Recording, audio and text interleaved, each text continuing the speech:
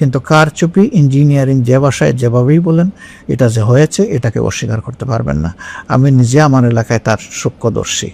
বাংলাদেশের বসুন্ধরা আবাসিক এলাকা থেকে আপনাদের স্বাগত জানাচ্ছি। আমি খালেদ মহিউদ্দিন। ত্রয়োদশ জাতীয় নির্বাচনের পরে নতুন একটি সরকার গঠিত হয়েছে। বাংলাদেশের রাজনীতিতে ইতিবাচক দিকে বাংলাদেশ যাচ্ছে কিনা সেটি দেখার জন্য অপেক্ষা করছে বাংলাদেশের 18 কোটি মানুষ। সেই সময় আমরা এমন একজনকে পেয়েছি যিনি তার নিজস্ব কেরিশমায় অনেক দূর নিয়ে এসছেন তার দলকে। আমরা বিশ্বাস করি তার একটি পার্টিসিপেশনে বাংলাদেশও এগিয়ে যাবে অনেকখানি। আমার সাথে আছেন জামায়াতে ইসলামী বাংলাদেশের আমির ডাক্তার শফিকুর রহমান। ডাক্তার রহমান, আপনি আমাদেরকে সময় দিয়েছেন, সেজন্য আমাদের শুভেচ্ছা, কৃতজ্ঞতা এবং ধন্যবাদ জানবেন। আপনাকে অনেক ধন্যবাদ আপনার এই ব্যস্ত সময়ের মধ্যে। ধন্যবাদ। আমি আপনাকে প্রথমেই অভিনন্দন জানিয়ে শুরু করতে চাই। সত্যি কথা বলতে জামায়াতে ইসলামীর যে এবারের যে নির্বাচনের ফল সেটি অভূতপূর্ব। মানে এর আগে তো এই রকম এক ফলের আমার অন্তত জানা নেই। আপনি নিজেও এটাকে আসলে ঐতিহাসিক নির্বাচন বলেছেন। আপনি বিবৃতি দিয়ে বলেছেন জামায়াতে ইসলামী অতীত, আমি আপনাকে কোট করছি, জামায়াতে ইসলামী অতীতের অনেক রেকর্ড ভঙ্গ করে আজ দেশের ইতিহাসে অন্যতম বিরোধী দল হিসেবে আত্মপ্রকাশ করেছে। 2008 সালে মাত্র 2টি আসন থেকে আজ কোটি কোটি মানুষের সমর্থন, আমাদের প্রতি জন আস্থার বহিঃপ্রকাশ।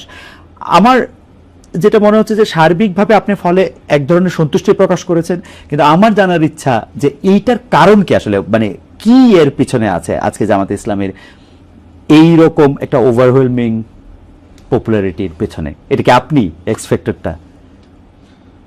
আপনাকে ধন্যবাদ প্রথমে এখানে আসার জন্য, এবং আপনার মাধ্যমে শ্রোতা দর্শক মণ্ডলী যারা আছেন সারা বিশ্বে ছড়িয়ে, তাদেরকেও আমি আজকের আলোচনা আমার পক্ষ থেকে আমি স্বাগত জানাচ্ছি।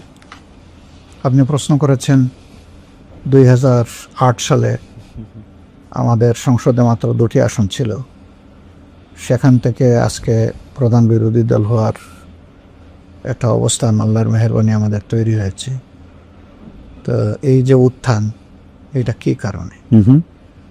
আসলে কারণ অন্য কিছু নয়। জামাত ইসলামী সবসময় সত্যের পক্ষে লড়াই করেছে। জামাত ইসলামী চেয়েছে একটা সুশাসনযুক্ত, দুর্নীতিমুক্ত একটা দেশ হোক, যেই দেশে প্রত্যেকটা নাগরিক মূল্যায়িত হবে তার আপন যোগ্যতায়, এবং অযোগ্যরাদের যে দেশে মানুষের মাথার উপরে ছড়ি ঘুরাবে না। আমাদের সমাজ দুর্নীতিতে আকণ্ঠ নিমজ্জিত। রাজনৈতিক দলগুলো তার বাইরে নয় বললে পুরাপুরি সত্য প্রকাশ পাবে না, বরঞ্চ রাজনৈতিক দলগুলোর নেতৃত্বেই এই দুর্নীতিগুলো হয়ে থাকে, যেটা আমরা 54 বছরে বিভিন্ন পর্বে দেখেছি। কখনো একটু কম, কখনো বেশি, কিন্তু দেশ কখনো দুর্নীতিমুক্ত ছিল না, এবং দুর্নীতিমুক্ত করার জন্য সেই রকম দৃশ্যমান কোনো পদক্ষেপ কারো পক্ষ থেকে আমাদের সামনে পরিলক্ষিত হয়নি।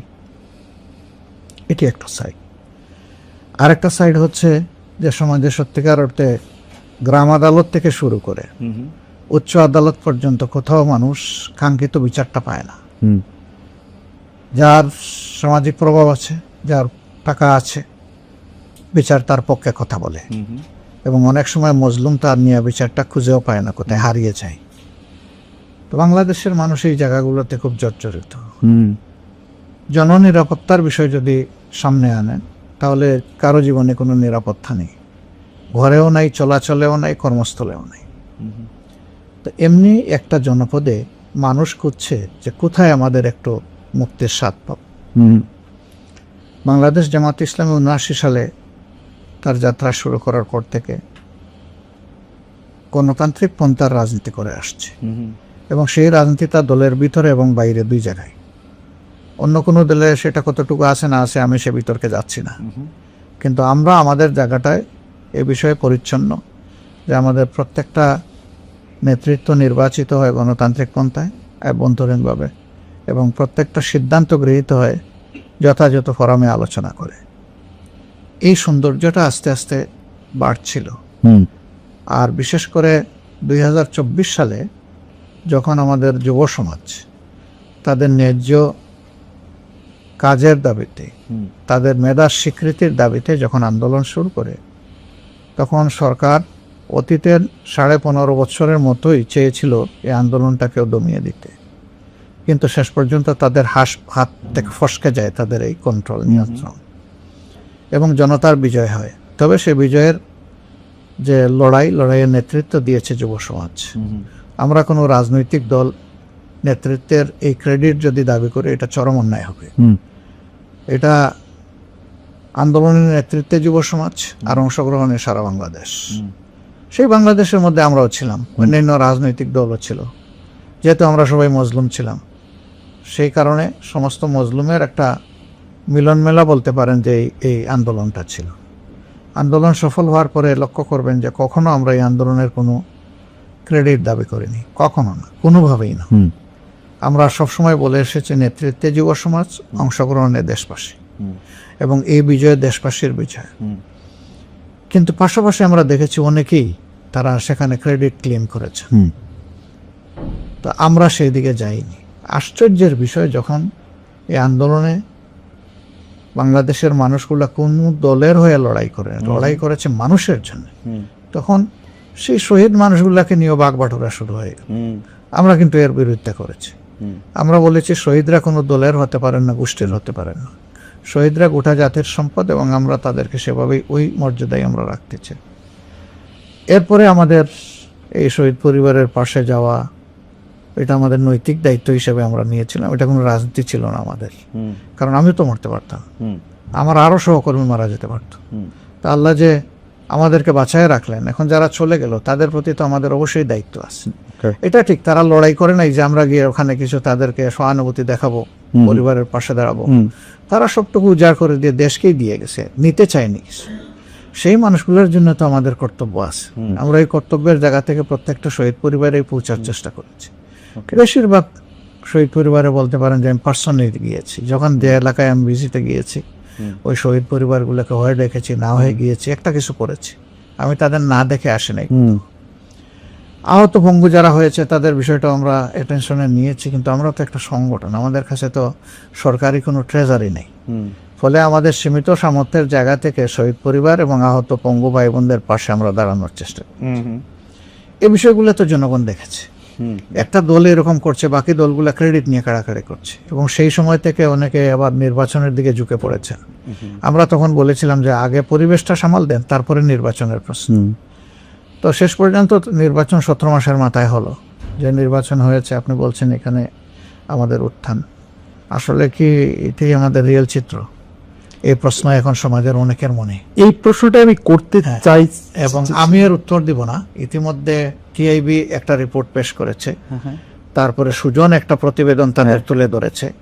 আমি একজন বিচক্ষণ সাংবাদিক হিসাবে আপনাকে অনুরোধ করব যে আপনি এই দুইটা রিপোর্ট যদি দেখেন, তাহলে আপনি একটা রিফ্লেকশন পাবেন। তবে আমাদের দেশে যেহেতু একটা সংস্কৃতি তৈরি হয়ে গিয়েছে, কথাগুলো আমি ইলেকশনের আগেই বলেছিলাম, জিতলে ইলেকশন ফেয়ার, হারলে এটা সূক্ষ্ম কারচুপি অথবা আপনার বড় কারচুপি, এটা বলা হতো। আমরা বলছিলাম যে ওই সংস্কৃতিটা আমরা চালু করতে চাই না। ওই সংস্কৃতির খবর রচনার জন্যেই আমরা ওই শব্দগুলা উচ্চারণ করে তার পিছনে দৌড়াচ্ছি না। কিন্তু কারচুপি, ইঞ্জিনিয়ারিং যে ভাষায় যেভাবেই বলেন, এটা যে হয়েছে এটাকে অস্বীকার করতে পারবেন না। আমি নিজে আমার এলাকায় তার সূক্ষ্মদর্শী, আমি সরাসরি দেখেছি। আমি যে নির্বাচনী এলাকায় আমাকে দেওয়া হয়েছিল, সেখানে যেহেতু আমি দেখেছি, আর কোনো জায়গা দেখার আমার দরকার নাই। এখানে আমারও বিজয় ছিনিয়ে নেওয়ার জন্য একটা সেন্টারে হামলা চালানো হয়েছিল, দখল করে নেওয়ার জন্য। আইনশৃঙ্খলা বাহিনী সদস্যরা যদি তাৎক্ষণিক হস্তক্ষেপ না করতো, আমিও হারতাম। কারণ ওই একটা বিল্ডিং এই 26,000 ভোট, আমি জিতেছি 21,000 সামথিং ভোটের ব্যবধানে। তো ওই সেন্টারটা পুরা দখল করে আমাকে 10টা ভোট দিয়ে যদি সব নিয়ে যেত, হয়েছে বাংলাদেশের বহু জায়গায় চিত্র হয়েছে। ইলেকশন ইঞ্জিনিয়ারিং নিয়ে আপনি কোনো কথা বলবেন না, এবং আপনি আসলে ভোটের ফল হওয়ার পরে আপনি অভিনন্দন জানিয়েছেন। আপনি এই কথাগুলি আপনি একই রকম, আমি ওই যে ইতিবাচক ধারা রাজনীতিটা আপনি একই রকম কথা বলছেন, কিন্তু আমি একটা কথা আপনি অভয় দিলে জিজ্ঞেস করতেই চাই। আমি জিজ্ঞেস করতেই চাই যে যদি কেউ ইঞ্জিনিয়ারিংটা করে থাকে, এরা কারা আসলে? এরা কি ডক্টর ইউনূস সাহেব? এরা কি ভিতরে থাকা আপনাদের লোক, বিএনপির লোক, সেনাবাহিনী? তারা কারা আসলে? মানে if there is any engineering. দেখেন, ওরকম স্পেসিফিক্যালি বলতে হলে তো আমার সামনে সাবস্টেন্সিয়াল ডকুমেন্টস লাগবে। কিছু জিনিস আছে বলা যায়, করা যায় না। কিছু জিনিস আছে করা যায়, বলা যায় না। কিছু জিনিস আছে বুঝি কিন্তু বলতে পারি না। ওকে, এটা সমাজের কথা আমি বলতেছি, আমার বিষয়টা ভিন্ন। তো এই বিষয়টা পরিষ্কার হতে আস্তে আস্তে তো শুরু হয়ে গেছে না। এই দুইটা রিপোর্টকেই যদি আপনি সামনে রাখেন, সেখানে আপনি কিছু আলামত পেয়ে যাবেন। এবং আমার ধারণা যে কিছুই গোপন থাকবে না। দেখেন, এই 2008 সালে যে ইঞ্জিনিয়ারিং হলো, সেই ইঞ্জিনিয়ারিং এর পরে এরশাদ সাহেব হাটে হাড়ি ভেঙে দিলেন একবার সংসদের ভিতরে। উনি বললেন যে মাননীয় সংসদ সদস্য কিন্তু ভুলে যাবেন না আমরা কিভাবে এই সংসদে এসেছি, কার হাত ধরে এসেছি, সবকিছু জনগণের ভোট নয়, এটা উনি বলে দিলেন একদম খোলামেলা। উনি মাঝে মাঝে এগুলো বলে দিতেন। একসময় বলছিলেন যে এখন আমরা এমন এক জনপদে বসবাস করছি, পরে থাকলে খুন আর বাইরে গেলে গুম, এই শব্দটা কিন্তু উনি বলেছিলেন। এবং সেই সরকারের অংশ, বিরোধী দল সরকারের অংশ, মানে সেই অবস্থায় তিনি বলেছিলেন। আমাদের ধারণা যে ঠাকুর ঘরে খেয়ে রে আমি কলা খাই না, একদিন কি একজন বলে ফেলবে, আপনারা জেনে ফেলবেন, সত্য এইভাবেই প্রকাশ পেয়ে যাবে। আচ্ছা, আমি একটু অন্য প্রসঙ্গে, নির্বাচনের ঠিক আগের দিন, মানে এটা নির্বাচন যারা নিয়ে কথা বলছেন, আমি টেলিভিশনে দেখতেছিলাম, তাদের মধ্যে একজন বলছেন যে ঠিক আগের দিন 74 লাখ টাকা নিয়ে জামাতের একজন জেলা আমিরের বিমানবন্দরে থাকা, মানে তার আটক হওয়া, সেটা আবার সামনে আসা, এইটা আপনাদের ভোটের ক্ষেত্রে কিছু কিছু, মানে ঠিক আগের দিন এটা ক্ষতি। আমি বলি, এই ব্যাপারে বৈধভাবে খরচ করার একটা সীমানা ছিল। এই ব্যাপারে সংগঠন, তিনি শুধু একজন মানে দায়িত্বশীল নেতা নন, তিনি এই সমাজের একজন নাগরিক, তিনি ব্যবসায়ী, তার ব্যবসার টাকা হতে পারে। এইভাবে বিমানে টাকা বহন করার মাঝে আভ্যন্তরীণ ভাবে কোনো ইলেকশন আগে মনে একটু বাধা আছে না? কোনো বাধা নাই, বাধা নাই, না কোনো ধরনের কোনো বাধা নাই, কেউ বলে নাই। আচ্ছা, কোনো ধরনের কোনো বাধা নাই। বাধা নাই বলেই বিমানবন্দর ইমিগ্রেশন যেটা কাস্টম যেটা ছেড়ে দিয়েছে তাকে ঢাকা থেকে, নইলে তো এখানেই আটকাতো। তো এখানে তো আটকায় নাই। এই সমস্ত জিনিস অতি উৎসাহী কিছু লোক বিভিন্ন সমাজের বিভিন্ন জায়গায় বসে থাকেন, তারা এগুলা গঠান। আমরা ঠিক আছে ধরে নিলাম 74 লাখ, কেন 74 কোটি টাকা আমরা কে কোথায় গিয়ে টাকা বিতরণ করেছি, কারে দিয়েছি, সেটা একটা ডকুমেন্ট বের হয়ে আসুক। 56,000 বর্গ মাইলের শুধু ঠাকুরগাঁই তো একমাত্র জায়গা না, আরো তো 63টা জেলা রয়ে গেছে। অনেকে বলেন যে আমিও সেই সময় বাংলাদেশে ছিলাম, তো অনেকে বলতেছেন যে ব্যাংকে থেকে তো 1 লাখ টাকার বেশি তোলাই যেতেছিল না ওই সময়, বা এটিএম কার্ড থেকে তোলাও দিচ্ছিল না। মানে ব্যাংক থেকে সব টাকা মানুষ ব্যাংকে রাখে, আমিও তো আমার সব টাকা ব্যাংকে রাখি। আমি ব্যাংকে সেফ মনে করবো কেন?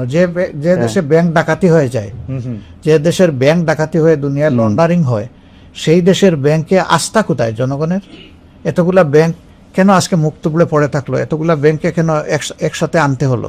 এগুলার জবাব কে দিবে?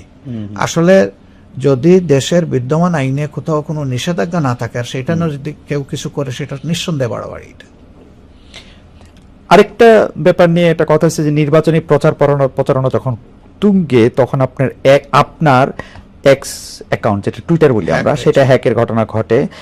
আপনি পরে নিজেও ওই অ্যাকাউন্টে যে বক্তব্য বলা হয়েছিল সেটাকে নিজেও আপনি, আপনার ভাষায় বলি যে আপনি জঘন্য বলছেন। তো যার বিরুদ্ধে হ্যাকের অভিযোগ আসছে, সে বঙ্গভবনের কর্মকর্তাকে গ্রেপ্তারও করা হয়েছিল। এইটা আপনারা, মানে আপনার জানা মতো এটা ফলো আপ আছে কিনা? কারণ উনার বক্তব্য হচ্ছে কেউ যদি কোনো এরকম একটা লিঙ্ক পাঠায়, এটা নিজের নামে পাঠাবে কিনা, এই ক্ষেত্রে নানা ধরনের কথা আছে। আপনি এটা ফলো আপে রাখছেন কিনা? উনি ইনডিরেক্ট কথা বললেন, ডিরেক্ট করতে পারলেন না কেন যে না বঙ্গভবন থেকে এটা হয়নি? কেন বলতে পারলেন না? ওকে, কিন্তু বলতে পারেননি, তাহলে তো তিনি এডমিট করে নিয়েছেন। এবং এটা জঘন্য কাজ, এই ব্যাপারে তো কোনো সন্দেহ নাই। কথাগুলোও ছিল জঘন্য, কাজটা এর চাইতে জঘন্য। কোথার থেকে হয়েছে? বাংলাদেশের সর্বোচ্চ আস্থার জায়গা, সর্বোচ্চ গার্জিয়ানশিপের জায়গা থেকে। আমি তো মনে করি এই একটা ঘটনায় উন্নত দেশ হলে প্রেসিডেন্ট নিজে স্টেপ ডাউন করতেন, বলতেন যে আমার আঙ্গিনা, আমার ঘর আমি সেভ রাখতে পারি নাই, একজন নাগরিক, তার অধিকার আমি হরণ করেছি, আমি এ কারণে আমার ব্যর্থতার দায় নিয়ে আমি পদত্যাগ করলাম। ওকে, এটাই মোরালিটির দাবি। এখানে আমাকে আইন লড়াইয়ে যেতে হবে কেন? কিন্তু এটা কেমন জানি একটা যুক্তির কথা বলে যে আমি কি আমার নিজের নামে করতাম কিনা, মানে আমি যদি এরকম একটা, উনি বলুক, উনি এলে কে করেছে, ওখান থেকে কিভাবে আসছে, উনি বলুক, এক্সপ্লেনেশন তো উনাকে দিতে হবে। ওকে, আপনার বেশ কয়েক মাস আগে আপনি কর্মরত নারীদের কর্মঘণ্টা বিষয়ে আপনার একটা বক্তব্য ছিল। নির্বাচনের কিছুদিন আগে আল জাজিরায় যে আপনি সাক্ষাৎকার দিলেন, সেখানে আপনি একটা স্পষ্ট করেছেন যে জামায়াতের প্রধান হিসেবে নারীদের আসার কোনো সুযোগ নেই। আমরা এটাকে ধরে নিয়েছি যে আপনি এটা মিন করছেন যে দেশের প্রধান হিসাবেও আসলে নারীদের আসার সুযোগটা সীমিত। এখন একটা প্রশ্ন, এই প্রশ্নটা আসলে দুইটা পার্ট। একটা প্রশ্ন হচ্ছে বেগম জিয়ার নেতৃত্বে জামায়াত আসলে ক্যাবিনেটে ছিল ভালো মতো। আরেকটা প্রশ্ন হচ্ছে যে আমি করতে করতে দেখতেছিলাম যে ফাতেমা জিন্নাহ যখন 1964 সালে আইয়ুব খানের বিরুদ্ধে লড়ছিলেন, তখন আশরাফ আলী থানভীর নেতৃত্বে একাধিক আলেম এই মত পোষণ করছিলেন যেহেতু কোরআনে রানী বিলকিসের কথা আছে এবং তার মুসলমান হওয়ার পরও তার বাদশাহী যাওয়ার কথা নাই সেখানে পড়ে। আমিও যতটুকু বুঝছি, উনার কথা আমি যতটুকু বুঝছি যে আসলে মানে রাষ্ট্রপ্রধান বা সরকার প্রধান হওয়ার ক্ষেত্রে নারীদের বাধা নাই। দুইটা অ্যাসপেক্টে যদি আপনি বলেন, একটা পলিটিক্যাল অ্যাসপেক্ট, একটা থিওলজিক্যাল অ্যাসপেক্ট। বিলকিসের কথা বলি, জি। সাবার রানী ছিলেন। জি, সেবার রানী। জি, সাবার রানী ছিলেন। ওনাকে মূলত কল করেছিলেন বাদশাহ সুলেমান। জি। তো উনি তার দরবারে আসলেন, আসার পরে রাজপ্রাসাদে দাওয়াত গ্রহণ করলেন, গেলেন। তারপরে তার মানে রানীগিরি ছিল না, এটার কোরআনে নাই, এই পর্যন্ত কিন্তু চ্যাপ্টারটা ক্লোজ। সূরা আমল, এবং এইটার কোনো অথেন্টিক হিস্ট্রিও নাই আমাদের সামনে, আমাদের কাছে নাই, পরবর্তী পর্যায়ে কি হয়েছে না রাইট। সুতরাং সেটাকে আমরা রেফারেন্স আকারে এখানে নিতে পারছি না। ওকে। আর তিনি ছিলেন মূলত অগ্নিপূজক। তো এটা তো বিশ্বে অনেক জায়গায় সেটা ছিল তখনকার আমলে, পরবর্তী যুগেও ছিল। যেমন এখনকারীরা তাদের অবস্থাটা ওই রকম দাচের একটা বিষয় ছিল, কিন্তু পরবর্তীতে তারা যখন তাদের অ্যানসেস্টর যারা ইসলাম কবুল করেছে তারা তখন ওইটা থেকে বের হয়ে এসেছে। তো সেটাকে আমি রেফারেন্স হিসেবে নিতে রাজি না। ওকে, ফেয়ার এনাফ। এখন আর রিজালু কাওয়ামুনা আলান নিসা, কেন আল্লাহ সেটার ব্যাখ্যা দিয়েছেন যে নারী জাতির বেশ কিছু দায়িত্ব পুরুষকে পালন করতে হয়, কিন্তু পুরুষের কোনো দায়িত্ব নারীকে পালন করতে হয় না। ওকে। নারী যদি কোনো ব্যবসা করে, স্বামী পুরুষ লোকটি এখানে কোনো হক দাবি করতে পারে, কিন্তু পুরুষের যে অ্যাসেট আছে সেখানে নারীর অংশ আল্লাহ তাআলা নির্ধারিত করে দিয়েছেন। কেন?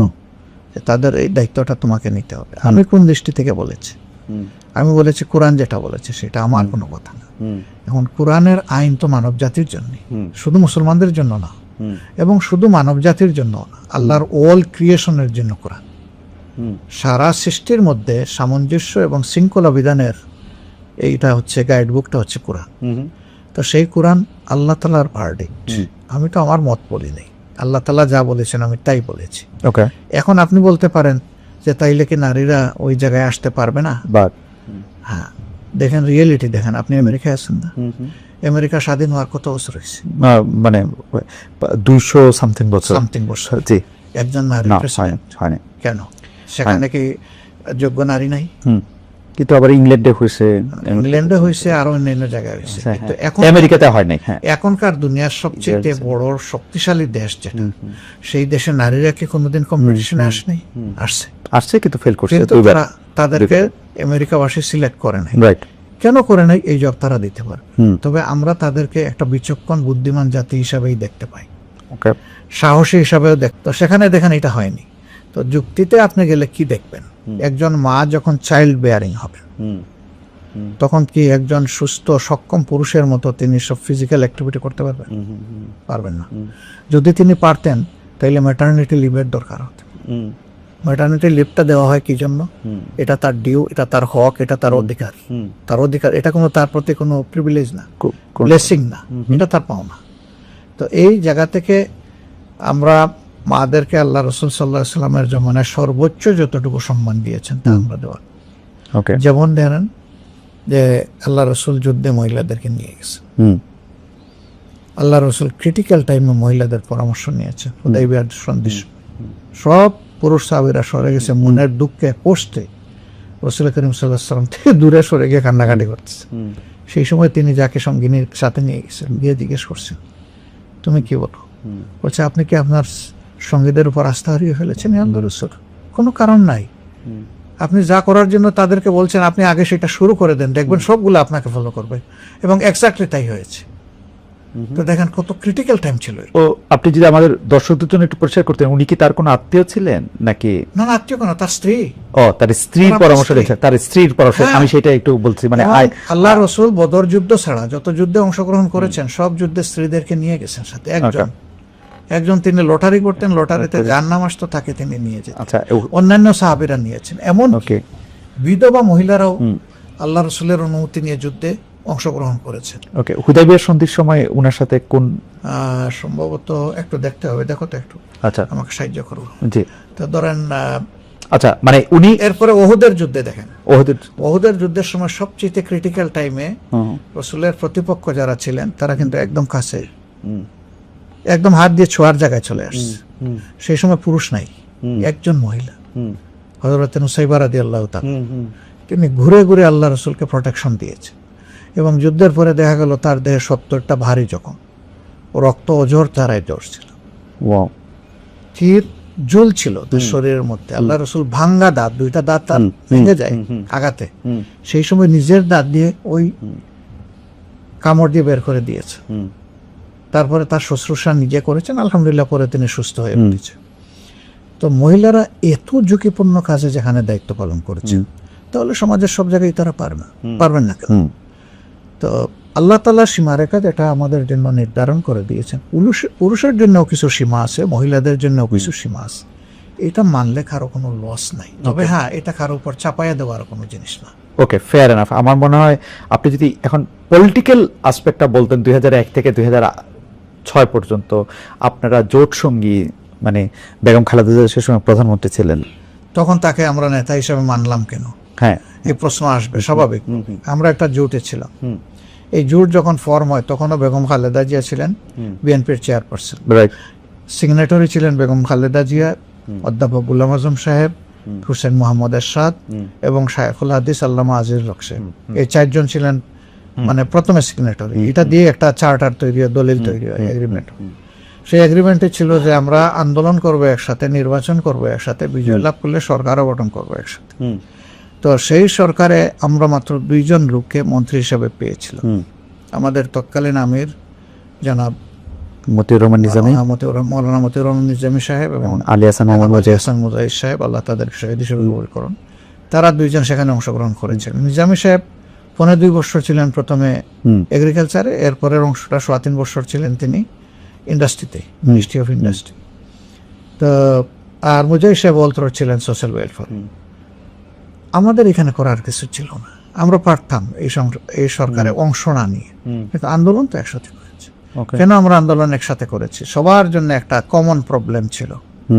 তখনও শেখ হাসিনার সরকারটা কিন্তু এবার যে শেপ নিল সেই শেপে চলে গেছিল। তো ওইটা থেকে দেশকে বের করে আনার জন্য সবাই ঐক্যবদ্ধ হয়েছে।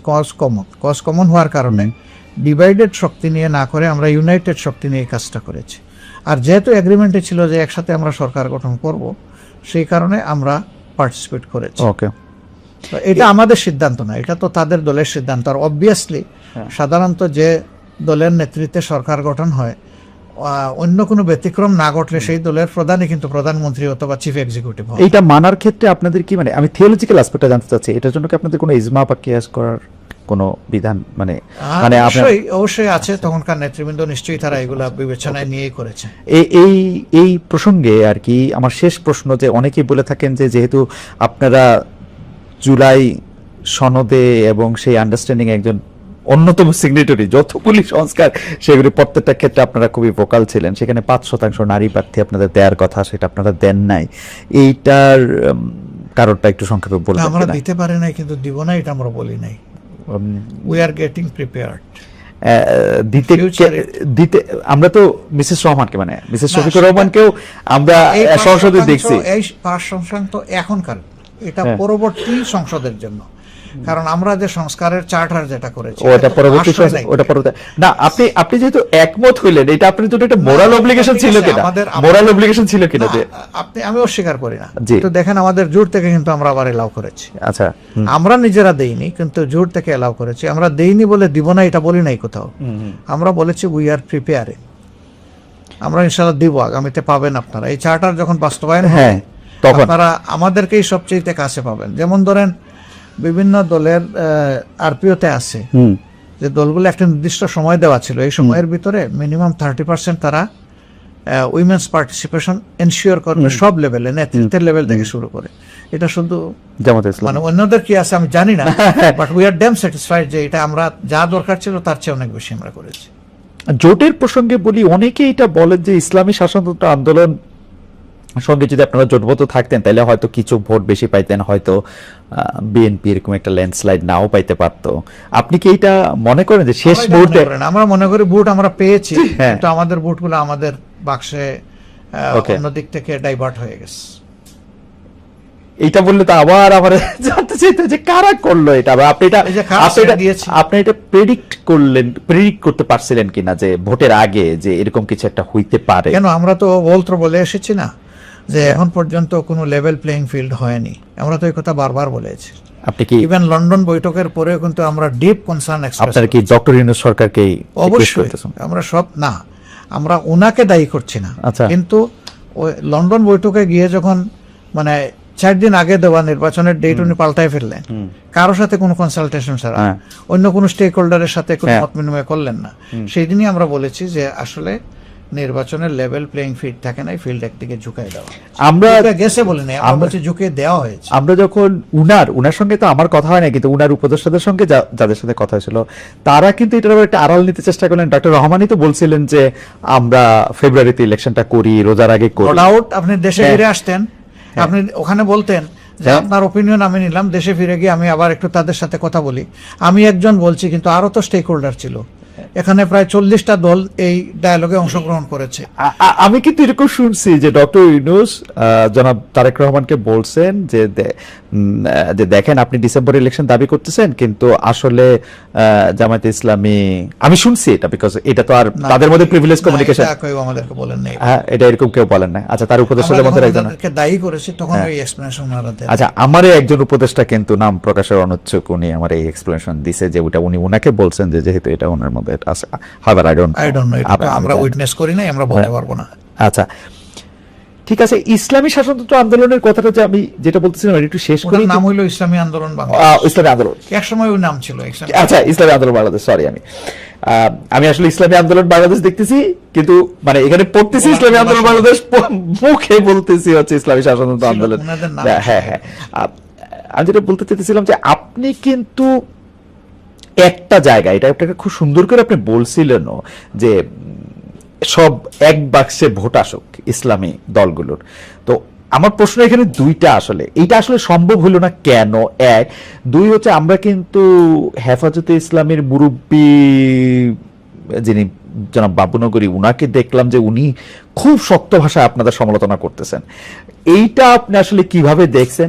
দুই হচ্ছে প্র্যাকটিক্যালি কি ইসলামের অনেকগুলি জিনিস তো আছে সাবজেক্ট টু ইন্টারপ্রিটেশন। আমি নিজেও একটু পড়তে বা দেখতে চেষ্টা করি, পারি পড়বো না এরকম, কিন্তু অনেক কিছু আছে সাবজেক্ট টু ইন্টারপ্রিটেশন। তো ওইটাকে আসলে এক বাক্সে আনা সম্ভব বা একরকম করে এটা চিন্তা করা সম্ভব? দেখেন, মানুষ যখন ভালো কিছু চিন্তা করে তখন তার সামনে একটা টার্গেট থাকে যে আমি ওই জায়গাটায় পৌঁছতে চাই, কিন্তু সবসময় মানুষ 100% কিন্তু অ্যাচিভ করতে পারে না। এটা জাতীয় জীবনে একটা বড় ধরনের পদক্ষেপ বলতে পারে না। বাকি দলগুলা কিন্তু আমাদের সাথে ছিল, তারা আমাদেরকে ছেড়ে দেন। যারা গিয়েছেন তাদের সাথে কি কারণে গিয়েছেন তারা একটা ব্যাখ্যা দিয়েছেন, আমরা কিন্তু ব্যাখ্যা দেইনি। আমরা কেন দেইনি জানেন? আমরা চাই যে না, যেটুকু ঐক্যের পরিবেশ সৃষ্টি হয়েছিল এটা আমাদের দ্বারা যেন ধ্বংস না হয়, বরঞ্চ এই জায়গাটা ঠিক থাকুক। ওনারা বললেন, আমরা আর একটা কাউন্টার বললাম, তাইলে তো দূরত্বটা আরো বাড়বে। বরঞ্চ দেখেন আমরা কি করেছি, ওনাদের সিট নিয়ে কথাবার্তা ছিল, স্যাটিসফাইড হয়তো ওনারা হতে পারেন নাই, এর কারণে ওনারা সরে গেছেন, চলে গেছেন। আর চলে যাওয়ার পরেও আমরা ফিল করেছি যেটুকু ঐক্য রয়ে গেল, এটা করার ক্ষেত্রে তাদের একটা অবদান ছিল। আমরা এর প্রতি সম্মান দেখানোর জন্য আমাদের একজন এপেক্স বডি মেম্বার বরিশাল 5 মানে মহানগরীতে, সেখানে উনি আমাদের ক্যান্ডিডেট ছিলেন, আমরা তাকে উইথড্র করে নিলাম। তাদেরকে রেসপেক্ট করেছে যে তারা 2টা সিটে পীর সাহেবের ইমিডিয়েট ছোট ভাই যে মুফতি ফয়জুল হক সাহেব, তিনি দাঁড়িয়েছেন। অন্তত একটা সিটে আমরা আমাদের ক্যান্ডিডেট উইথড্র করে তাদেরকে সম্মানটা দেখাই। আমরা কিন্তু ওইটুকু করেছি। তারা এরপরে ওনারা কি বলেছেন সেটা ওনাদেরকে, ওকে, আমরা কিন্তু এই বিতর্কে যাইনি। এবার আসেন বাবুনগরী সাহেব, উনি বলছে জামাত ইসলামের ভোটটা হারাম। আপনি শুনে আশ্চর্য হবেন, যখন গত উপদেষ্টা পরিষদ গঠন হয়, আমরা ছাত্ররা আমাদেরকে জিজ্ঞেস করছে যে আপনারা কোন তালিকা দিবেন? না, আমরা তালিকা দেব, তোমাদের পরে আমাদের আস্থা আছে, তোমরা যা ভালো মনে করো তাই করো, আমরা কোন তালিকা দিইনি। আপনাদের তালিকায় কেউ উপদেষ্টা ছিল না? আমরা কোনো তালিকা দেই নাই, Okay. আমাদের তালিকায় উপদেষ্টা হবে কেন? ওকে। কিন্তু একটা ব্যতিক্রম আছে। হুম একটা সময় গিয়ে তারা বললো যে যেহেতু আপনারা এই দেশের সবচেয়ে বড় মানে ধর্মীয় রাজনৈতিক সংগঠন, ইসলামী সংগঠন, আমরা একজন আলেম নিতে চাই, সেই ব্যাপারে আপনারা একজন মানুষের নাম আমাদের প্রস্তুত। আমাদের এফএক্স বোর্ডেতে আলোচনা করে বাবু নগরী সাহেব এর আগেও আমাদের বিরুদ্ধে বক্তব্য দিয়েছে, কিন্তু আমরা তার নামটা দিয়েছি। ওয়াও, আমরা তার নাম দেওয়ার পরে এটা কি আপনার একটা স্ট্র্যাটেজি যে আপনি শত্রুকে কাছে রাখতে চাইছেন না, এরকম মোটেই কিছু? না। আমরা দিয়েছি যে হেফাজতে ইসলাম একটা ব্রোডার আমব্রেলা, আচ্ছা, এবং তিনি এই দেশের একজন প্রবীণতম। হ্যাঁ, উনি 90 এর বেশি বয়স। হ্যাঁ, ওনার প্রতি সেই সম্মানবোধটা রেখে আমরা ওনার নাম বলেছিলাম। তারা সাথে সাথে চেক করে বলছে যে ওনার যে বয়স এবং ফিজিক্যাল Condition. কন্ডিশন, তিনি এই প্রেশার নিতে পারবেন না, হুম আপনারা অল্টারনেটিভ কাউকে বলুন। আমরা বলছি যে প্রথম নামের সুপারিশ যখন তোমরা নিও না, এখন তোমরাই চলতে ও এরপর আপনারা এটা তোমরা কন্টিনিউ তোমাদের মতো করে করো। তারা একটু চিন্তা টিন্তা করেছে, আমাদের সাথে পরামর্শ করেছে, আমরা বলছি ওকে ওয়েল তোমরা আগাইতে পারো, অসুবিধা নেই। কিন্তু আমরা যদি আসলে এই সমস্ত বিতর্কে জড়ায়ে যাই আর সেই সমস্ত আলিমুল আমাদের কথার জবাব দিতে যাই, এটা আমাদের নিজেদেরই খারাপ লাগে। আমরা এই পলিসি আমাদের নাই। ওকে, যদি এখন আমি ওই থিওলজিক্যাল বা ধর্মতত্ত্বের কথাটাতে আসি, এটা কি আসলে প্র্যাকটিক্যালি পসিবল যে ধরেন মানে আমি যদি চরমনের পীর সাহেবদের কথা বলি, আমি যদি এখানে আনাতুল আব্বাসী সাহেবদের কথা বলি, আমি যদি আট রশিদ পীর সাহেবের কথা বলি, বা মাওলানা রাজ্জাক বিন ইউসুফের কথা বলি, জামাত ইসলামের কথা বলি, ইসলামী দলগুলো সবাই মিলে, মানে আমি বলি এইটা কি আসলে মানে সম্ভব কিনা? সবাইকে একই আমরেলার, হ্যাঁ হ্যাঁ হ্যাঁ হ্যাঁ, এটা যদি আপনি গ্রসলি যান তাহলে এখানে বিভিন্ন স্কুল অফ থটস আছে, আপনি পারবেন না, এটা বাস্তবতা না। কিন্তু তারপরেও সমাজে ভিজিবল যারা অ্যাক্টিভিস্ট, তাদেরকে যদি আপনি চিন্তায় রাখেন, তাহলে জাতির কমন ইন্টারেস্ট আপনি চেষ্টা করে যাবেন। আচ্ছা, আপনার চেষ্টাটা যদি 70% সাকসেসফুল হয়, আপনি ধরে নেবেন আপনি সাকসেসফুল। ওকে, আপনাকে চেষ্টা করতে হবে, চেষ্টা না করে বসে থাকাটা এটা কোনোভাবেই মেনে নেওয়া যায় না।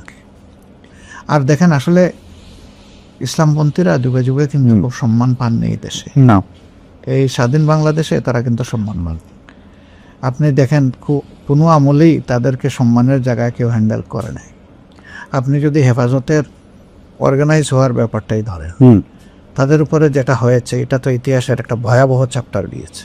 আমি তো নিজে দেখেছি হেফাজতে ইসলামের প্রবীণ আলেম, বিদগ্ধ আলেম, বড় মাপের আলেম পায়ে জিনজের হাতে, আমার নেই কিন্তু তাদের আছে। কিন্তু আপনার কাছে এটা কেমন মনে হয় যে শফি সাহেব বেঁচে থাকে, মাওলানা শফি সাহেব বেঁচে থাকে, যিনি সবার মুরব্বী আসলে 3 জায়গার, উনি বেঁচে থাকতে যে শেখ হাসিনাকে কমই জননী?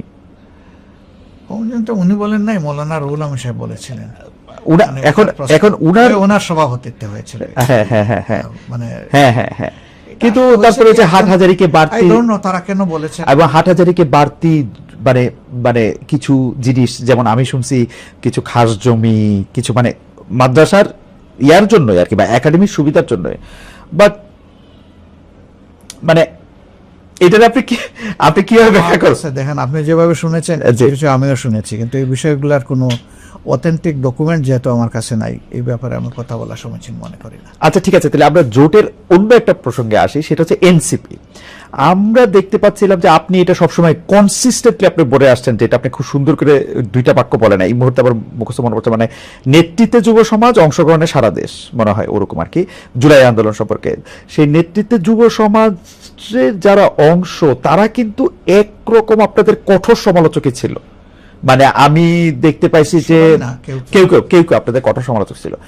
এখন তারা বিএনপি জোটে যাবে না জামায়াত জোটে যাবে নাকি কোনো জোটে যাবে না একক, এটা নিয়ে একটা দারুণ টানাপোড়েন ছিল। কেউ কেউ এরকম প্রেরিত করতেছিল, আপনি যেহেতু বলছেন নাহিদ, নাকি আপনি বলছেন বা আপনার বলাটাকে অন্য কেউ কোট করতেছে যে নাহিদ হচ্ছে আমাদের ছেলে। নাহিদের কারণে কি আপনার কথা তারা শুনলো নাকি আপনি, মানে এখন তো এটা জোটটা হয়ে গেছে। আমার এটাতে 2টা প্রশ্ন আছে এনসিপি নিয়ে। তো প্রথম প্রশ্ন হচ্ছে আপনি তাদের কনভিন্স কেমনে করলে, মানে তারা আপনার কাছে আসলে দেখেন কিছু দাবি কেন করলো? একটা ওয়ান্ডারফুল কাজ করেছে, যেটা আমরা করতে পারি নাই সেটা তারা করেছে। আমি তাদেরকে এনাফ ইন্টেলিজেন্ট মনে করি। তবে এটা বলতে পারেন আপনি যে তাদের বয়স, অভিজ্ঞতা, এগুলার লিমিটেশন থাকতে, এটা তো আমারও ছিল তাদের বয়সে, এটা না, কোনো কিন্তু ব্যাপার আমার না। মাঝখানে একটা প্রশ্ন মানুষ আছে, করতে করতে আপনারা যখন আন্দোলন করতেছেন 17 বছর ধরে মারা যাচ্ছেন, যখন এখানে গুম হচ্ছে, খুন হচ্ছে, বাজে ইলেকশন হচ্ছে, তখন তো তার আন্দোলনটাতে, আপনাদের আন্দোলনটাতে তারা অংশগ্রহণ করে নাই। তারা একটা সরকারি চাকরি, আমি কথার কথা বলতেছি, মানে ওনারা রাগ না করাটাই উচিত, কিন্তু আপনাদের যে আত্মত্যাগ, সেই সময় তো তারা এটাতে অংশগ্রহণ করে নাই। তারা তো এই মানে পলিটিক্যালি যে তারা চিন্তাশীল, এটার প্রমাণ তো আমরা পাই নাই। আসলে দেখেন এগুলা আপেক্ষিক ব্যাপার। তারা তখন কোন এনভায়রনমেন্টে ছিল না ছিল সেগুলো একটা বিষয়। এই ছেলেগুলা তখন বয়স কত ছিল, আরো ছোট ছিল। অন্য ছেলেরা ছিল আর কি, অন্য ছেলেরা ছিল। তো অন্য ছেলেরা তারাও কোটা আন্দোলন করেছে এর আগে একবার। ওইটা কোটার জন্য, আপনি কোটার জন্য, বলেছেন হ্যাঁ, যে ওটা কোটার জন্য। পলিটিক্যাল আন্দোলন তো আপনাদের সাথে শামিল হলো না, বিএনপির সাথে শামিল হলো না। সেভাবে সম্পৃক্ত হয় নাই। তো ঢাকা বিশ্ববিদ্যালয়ের তরফে সব আন্দোলনের কিন্তু সর্বকালের সত্যি, রাইট, এটা কিন্তু কেউ আমরা ইগনোর করতে পারবো না। সেই ঢাকা বিশ্ববিদ্যালয়ের অবস্থাটা কি ছিল? খুবই খুবই অপোজিশন ভয়েস সেখানে সাস্টেইন করার মতো কোনো অবস্থা ছিল না, ছিল না, টোটালি সেখানে সাপ্রেস ছিল। ছিল না। এবং সেই সাপ্রেশনের কারণে ছাত্র সমাজ একটা আতঙ্কের মধ্যে দিন কাটাতো। এই আন্দোলনগুলা যেহেতু ইস্যু ভিত্তিক এবং সব ছাত্রদের ইন্টারেস্ট এখানে জড়িত, এই কারণে 18 সালেও এটা একটা সাকসেসের মুখ দেখেছে এবং ফাইনালি এসে 24 সালে এটা দেখেছে। তো তারা করে না এই কথা বলা যাবে না, তারা ছিল বিভিন্নভাবে ছিল, কিন্তু তখনকার পরিবেশ পরিস্থিতি হয়তো তাদেরকে সেইভাবে এলাও করে। তা আমি বলছিলাম যে তারা তো ইন্টেলিজেন্ট এনাফ, আমার দ্বারা ইনফ্লুয়েন্স হবে কেন? তারা তাদের ভালো মন্দ বোঝার জন্য আমি মনে করি এনাফ, যথেষ্ট। তারা তাদের সব দিক বিবেচনা করে দেখেছে যে রাজনৈতিক এলি যদি সিলেক্ট করতে হয় তাইলে কাকে তারা বেটার মনে করে, তারা তো বেটার অপশনটাই চয়েস করবে। আর নাহিদের ব্যাপারে যেটা বলেছেন এটা আমি আজকে শুনলাম, আমি এর আগে শুনি নাই যে সে আমাদের ছেলে। আমি কারো মুখে এটা শুনি নাই। সে কোনোদিনই আমাদের ছাত্র সংগঠনের সাথে জড়িত ছিল না, এটা আমি কনফার্ম। ওকে, তার অবস্থান ছিল আলাদা। কেউ একজন, আচ্ছা আমার ঠিক মনে পড়তেছে না, মানে কেউ একজন হয়তো অন্য আরেকজনকে কোট করে এরকম একটা কথা। নাহিদ তো একা সিদ্ধান্ত নেওয়ার মালিক না। আচ্ছা, নাহিদের সাথে তো ধরেন তার আরো অনেকেই আছে, সঙ্গীরা আছে, Okay. সবাই কিন্তু তারা খুবই ইন্টেলিজেন্ট। আচ্ছা, আমি জাস্ট এই প্রসঙ্গে আপনাকে মানে অল্প অল্প বিরোধিতার যে কথাটা জি, বলছেন, জি, জি। আমাদের বিরোধিতা কে করে নাই? আপনি সহ সবাই করেছে। আমি না না, আমি একটা উদাহরণ দিলাম। মানে সবাই আর কি, আচ্ছা, হ্যাঁ, সবাই করে। না না করছি, আমরা সবাই করছি, এটা ঠিক কেউ আছে, তো বাদ যায় না, এটা ঠিক আছে। আমরা কিন্তু দেখবেন যে বিরোধিতায় অত রিয়্যাক্ট করি না, না না, আপনি কথা আমরা কিন্তু অ্যাবসর্ব করে নেই সবকিছু। না না, এটা অ্যাবসলিউটলি ঠিক। আচ্ছা, আর তারা যারা করেছে আমি মনে করি এটা এসেন্স অফ ডেমোক্রেসি। এটা জানার জন্য যে এটা নেগোসিয়েশনটার ক্ষেত্রে কি আপনি মনে করেন 30টা বেশি হয়ে গেছিল এনসিপির জন্য, নাকি ইটস ওকে? মানে আপনি কি এটা হাইন্ডসাইট, আপনি কি মনে করেন যে বা কম হয়ে গেছিল এরকম কোনো কিছু? আমরা আসলে বিষয়টাকে ফ্লেক্সিবলি দেখেছি সবার ক্ষেত্রে আছে। আপনি বলবেন তাইলে ফ্লেক্সিবলি দেখলে একটা দল চলে গেল, আমরা তাদের কাছে আমাদের এই ফ্লেক্সিবিলিটিটা হয়তো এনাফ মনে হয়নি, বাকিদের কাছে এনাফ মনে হয়েছে, বস তারা এটাকে অ্যাকসেপ্ট করেছে।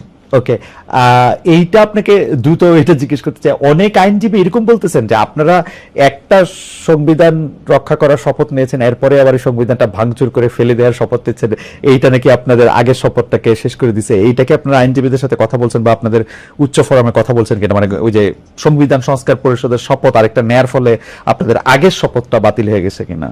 আগের কোন শপথ? ওই যে সংসদ সদস্য হিসেবে শপথটা আর কি। না, এটা তো ওখানে চার্টারেই লেখা আছে যে দুইটা শপথ একসাথে হবে, একই ব্যক্তি নেবেন, একই দিনে হবে। হ্যাঁ হ্যাঁ, এটা তো ওইটার আলোকেই আমরা নিয়েছি। বরঞ্চ যারা নেন নাই তারা সিগনেটরি হিসাবে এটা মানলেন না, এখানে তাদের অব্লিগেশন কিন্তু তৈরি হয়ে গেল।